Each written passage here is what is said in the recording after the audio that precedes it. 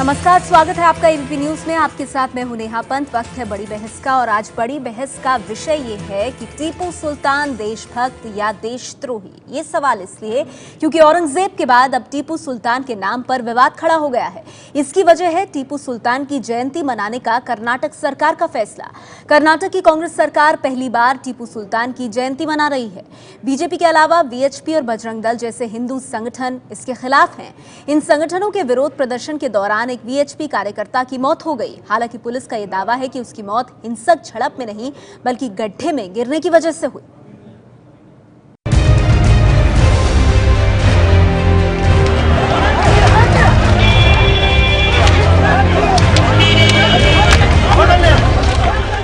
बेंगलुरु से करीब 250 किलोमीटर दूर कर्नाटक के कोडगु जिले में यह हिंसक झड़प पुलिस और विश्व हिंदू परिषद के कार्यकर्ताओं के बीच हुई। इस हिंसक झड़प की वजह है 18वीं सदी के मैसूर के शासक टीपू सुल्तान। कर्नाटक की कांग्रेस सरकार टीपू सुल्तान की जयंती मना रही है। इसके लिए बाकायदा एक सरकारी कार्यक्रम का आयोजन किया गया, लेकिन विश्व हिंदू परिषद और बजरंग दल जैसे संगठनों ने टीपू सुल्तान की जयंती मनाने के खिलाफ बंद और विरोध प्रदर्शन का आयोजन किया।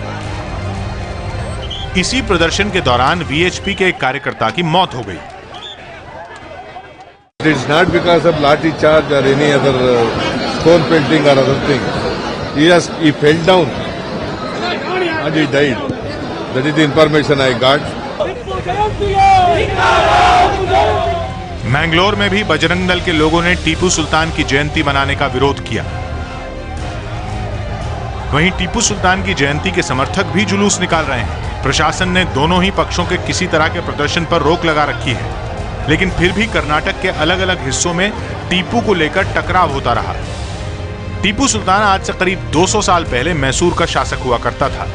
इतिहास में टीपू सुल्तान को अंग्रेजों के खिलाफ लड़ने वाले एक मजबूत राजा के तौर पर जाना जाता है, लेकिन हिंदू संगठन उसे एक क्रूर शासक मानते हैं। टीपू पर हिंदुओं के मंदिरों और ईसाइयों के गिरजाघरों को तोड़ने का आरोप लगाया जाता है।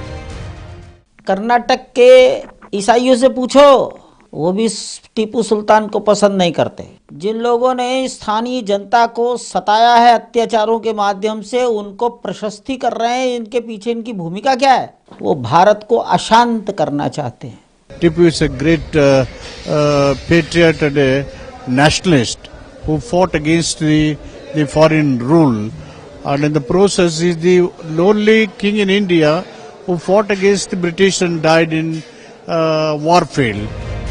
विपक्ष ये सवाल भी उठा रहा है कि आखिर क्या वजह है कि कर्नाटक सरकार पहली बार टीपू सुल्तान जयंती मना रही है। वहीं जाने माने अभिनेता और लेखक गिरीश कर्नाड ने बेंगलुरु एयरपोर्ट का नाम टीपू के नाम पर रखे जाने की मांग कर इस विवाद को और हवा दे दी है। ಬೆಂಗಳೂರಿನ ವಿಮಾನ ನಿಲ್ದಾಣಕ್ಕೆ Tipu Sultan ಅನ್ನುತ್ತದೆ. I strongly condemn this. It is a nonsense thing. It is create a controversy and to draw the attention of the media. Tipu Sultan की जयंती मनाने के कर्नाटक सरकार के फैसले के बाद से एक बार फिर ये बहस छिड़ गई है कि टीपू सुल्तान देशभक्त था या देशद्रोही। तो ये नया विवाद जो खड़ा हो गया है टीपू सुल्तान को लेकर कि टीपू सुल्तान देशभक्त था या देशद्रोही, आज इसी सवाल पर हम चर्चा करने वाले हैं, क्योंकि कर्नाटक सरकार ने आज के दिन जयंती मनाई है टीपू सुल्तान की, जिसको लेकर विरोध भी हुआ है, विवाद भी हुआ है। तो सवाल ये कि टीपू सुल्तान देशभक्त था या देशद्रोही। इससे जुड़ा एक सवाल ये भी कि इतिहास पर भी हिंदू मुस्लिम क्यों हो रहा है। इतिहास को भी इस तरह से दो तरह से बांटकर अलग अलग चश्मों से देखने की कोशिश क्यों? पहली बार टीपू सुल्तान की जयंती मनाने की जरूरत क्यों पड़ी? अहम सवाल यह भी है कि आखिर टीपू सुल्तान की जयंती मनाने की जरूरत क्यों पड़ गई? और हमारे साथ आज की इस चर्चा में खास मेहमान मौजूद हैं। आपको बता दें हमारे साथ अतुल अंजान साहब हैं। अतुल अंजान जी, ये सवाल उठ रहा है कि टीपू सुल्तान की जयंती अचानक ही क्यों मनाई जा रही है? टीपू सुल्तान ने ऐसा क्या किया जो देशभक्त होकर सम्मानित करने का काम किया जा रहा है?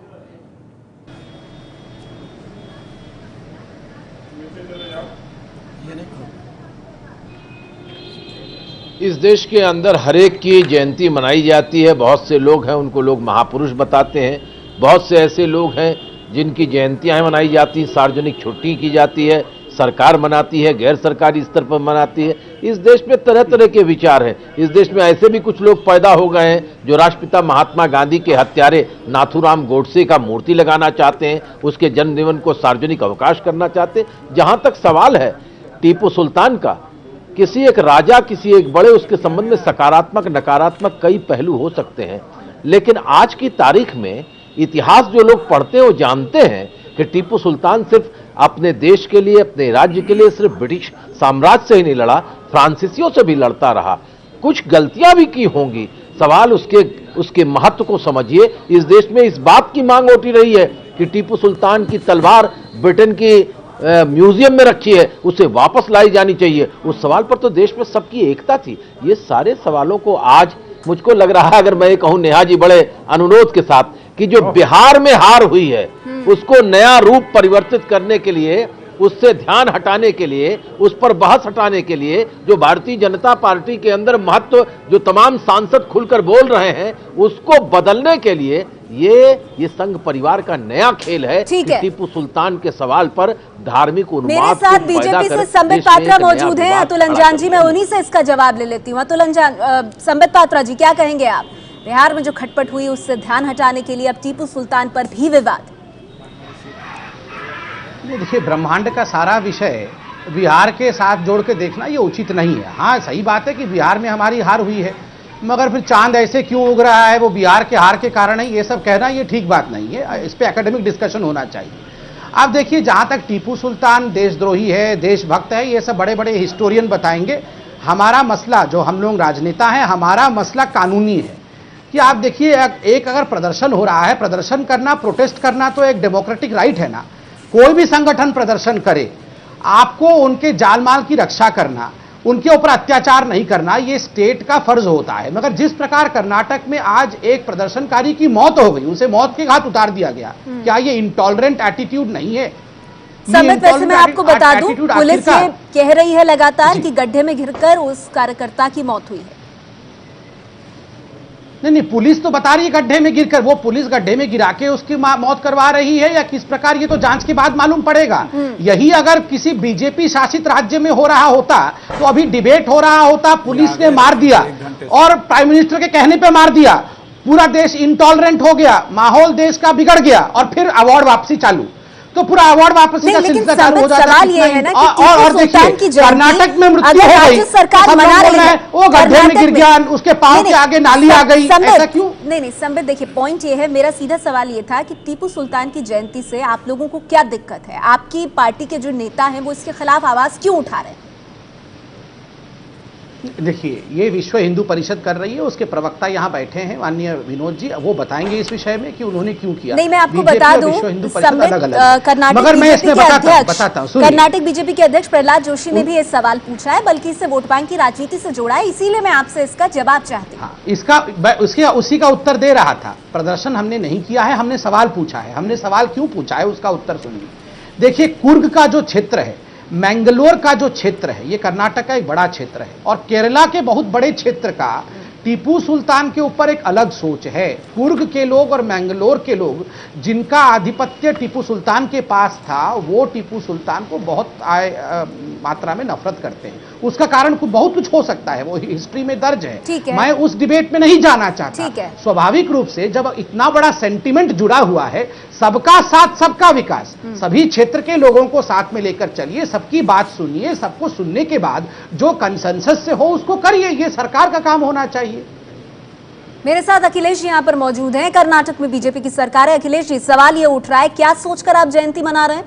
1799 में टीपू सुल्तान की मौत हुई, आप क्या सोच करके ये जयंती इतने सालों बाद मना रहे हैं, तब जबकि संबित पात्रा ये कह रहे हैं कि कर्नाटक के भीतर ही कोडुगा एक जिला है जहां पर लोग बिल्कुल पसंद नहीं करते टीपू सुल्तान को?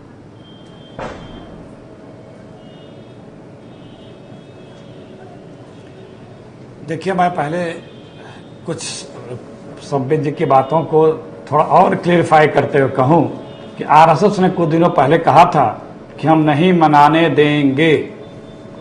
विश्व हिंदू परिषद और बजरंग दल जब किसी चीज का विरोध करता है तो वो क्यों हिंसक विरोध ही करता है। लोकतंत्र में अपने लोकतांत्रिक तरीके से भी विरोध करने की भी व्यवस्था है।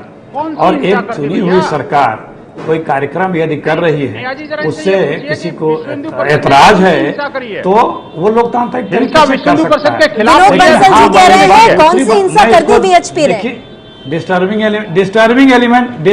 एलिमेंट जो है वीएचपी के ऊपर हिंसा हुई है, वीएचपी ने हिंसा की है, ये मुझे बताइए। बोल क्या है, ये विश्व हिंदू परिषद वाले भी मेरे भाई थे।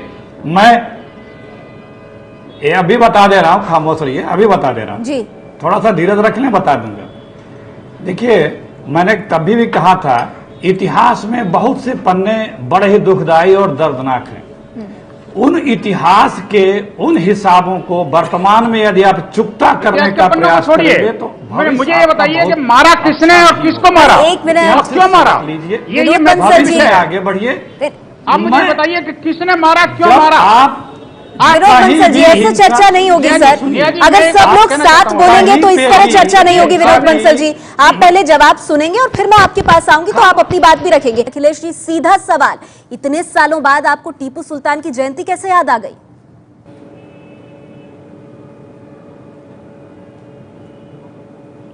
देखिए मैंने पहले भी कहा कि वहां पे एक चुनी हुई सरकार है। सरकार कुछ लोगों की जनभावनाओं या वहां की जनता या सरकार का जो निर्णय होता है उसके अनुरूप यदि कोई जयंती मना रही है तो उसमें बुराई क्या है? जो चीज इतिहास के ऐसे चीजों में है उसे हटके भी हमें आगे बढ़ना चाहिए। लोग उसको पॉजिटिव वे में क्यों नहीं देखते हैं? नहीं, पर मुझे एक चीज बताइए अखिलेश जी, उस तरह तो आप अगर कोडगु जिला कहाँ आता है? बहुत से लोगों को जिसको बता रहे हैं देशद्रोही, तो हमारे हम तो इतने एक सेकंड हम 500-600 साल, एक मिनट मेरी बात सुन लें, एक सेकंड 5-6 साल हमारे ऊपर दूसरे लोगों ने हुकूमत की है। तो वो कोई राष्ट्रभक्त नहीं थे जिन लोगों ने हम पे कई सालों तक हुकूमत किया था। अगर आप इसी पहलू से देखेंगे तो कोई राष्ट्रभक्त नहीं थे वो, क्योंकि तब हम आजाद नहीं थे। अब उन लोगों ने रूल किया, आपके हिसाब से वो राष्ट्रभक्त नहीं थे। लेकिन मैं फिर अपील करूंगा सबसे कि अगर इतिहास कूरे देंगे तो सन 25 से भी इतिहास आरएसएस का भी आएगा। सब कोई फायदा नहीं है, आगे बढ़ना है तो जो घाव है उसको अखिलेश जी आपसे कुछ पूछना चाहते हैं। अखिलेश जी एक छोटा सा सवाल ले लें। आगे तो फिर बहुत चीजें हैं, आरएसएस को लेके भी सवाल उठे थे तब, पर आगे अखिलेश जी आपने अभी कहा कि 600 पहले जो हम पर शासन कहते थे वे दूसरे लोग थे, तो ये 600 पहले तो अंग्रेजों से पहले के इतिहास को आप उसी इतिहास की बात कर रहे हैं, उसमें तो मुस्लिम लोगों का भी इन्वॉल्वमेंट है। आप उसी तरफ इशारा तो नहीं कर रहे हैं कि भारतीय मुसलमान जो थे वो विदेशी मुसलमान थे? मैं सबकी बात कर रहा हूं, जो लोग बाहर से आए। मैंने कहा कि जो भी बाहर से आए हैं अगर आप उसको इसी तरह से मानेंगे तो हम आगे कब बढ़ेंगे? हम भविष्य के देखेंगे कि हम उन्हीं का हिसाब चुकता करते रहेंगे? नहीं अखिलेश जी मेरी समझ से परे ये बात है, आप मुझे सीधे इस बात का जवाब दीजिए सर, फिर मैं बाकी मेहमानों के पास जाऊंगी। मुझे ये बताइए कई दशकों पहले जिस शासक की मौत हो गई, इतने सालों बाद आप क्यों उनकी जयंती मनाने का फैसला ले रहे हैं?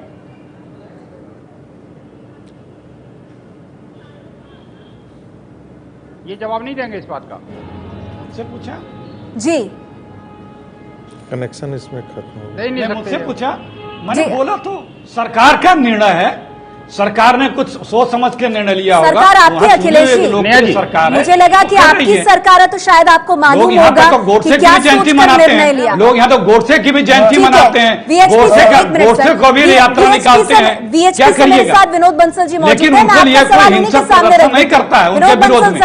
नाथूराम गोडसे के भी भक्त निकले हैं इस देश में, मंदिर बनाने की बात करते हैं, उनको बहुत बड़े देशभक्त के रूप में पेश करते हैं नाथूराम गोडसे। तो अखिलेश जी कह रहे हैं सरकार ने कुछ सोच समझकर फैसला लिया है, इसमें क्या दिक्कत है? नेहा जी, हाँ मुझे पता है, बिल्कुल ठीक है। अखिलेश जी ने बड़ा सोच समझ कर फैसला लिया है, इसमें कोई दौरा नहीं है। नेहा जी देखिए, सबसे पहले तो मुझे आपत्ति इस बात की है कि आपका जिम्मेदार चैनल इस बात को दिखा रहा है कि वीएचपी का हिंसक प्रदर्शन था। वीएचपी के प्रदर्शन में कहीं हिंसा नहीं हुई।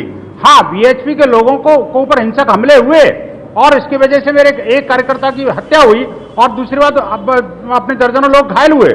लेकिन दूसरी बात एक और बता दूं आपको, ये अखिलेश जी जो कह रहे हैं कि सरकार का निर्णय है, बिल्कुल ठीक है। सरकार अगर चाहेगी तो कल ये अफजल गुरु की भी जयंती मनाएंगे, ये अजमल कसाब की भी जयंती मनाएंगे, ये तो जितने भी दुर्दांत आतंकवादी थे उनकी सभी की जयंती मनाएंगे। आपको दिक्कत क्या है टीपू सुल्तान की जयंती से? इसमें कोई दो राय नहीं सीधा है। जवाब और दीजिए देखिए सर। यही वो सरकार है।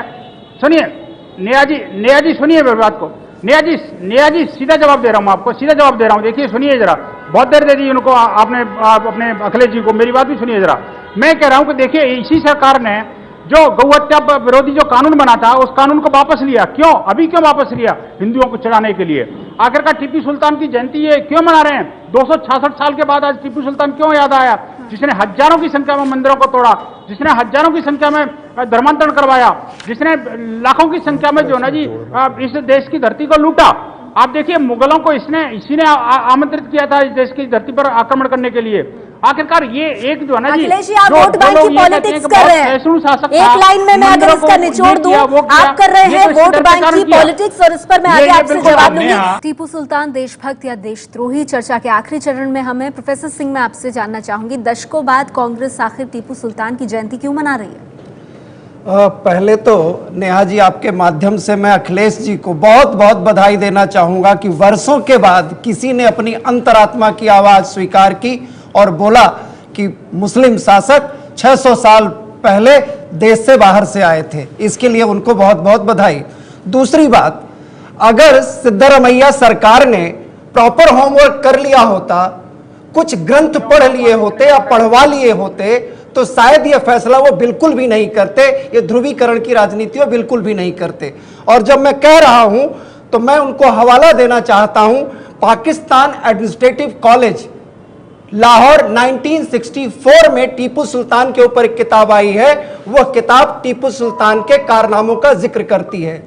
मालाबार मैनुअल अगर पढ़ ले तो पूरी तरह साबित हो जाता है कि टीपू सुल्तान किस तरह का धर्मांध, किस तरह का क्रूर शासक था और किस तरह से उसने कुर्गों के साथ अन्याय किया था, लोगों को लटका दिया था। और अंत में मैं कहना चाहूंगा, क्योंकि समय बहुत कम है, कालीकट में टीपू सुल्तान के द्वारा 8000 मंदिर तोड़े गए थे और मराठों के दबाव में फ्रांसीसियों के साथ जब उनका षड्यंत्र विफल हो रहा था, उस वक्त मात्र 2 मंदिरों के नाम पर उन्होंने अपनी एक अच्छी छवि बनाने का प्रयास किया। ठीक है, तो फिलहाल मैं ये कहूंगा ये सांप्रदायिक ध्रुवीकरण है जिसके नाम जो अंग्रेजों के साथ थे वो क्या राष्ट्रभक्त थे?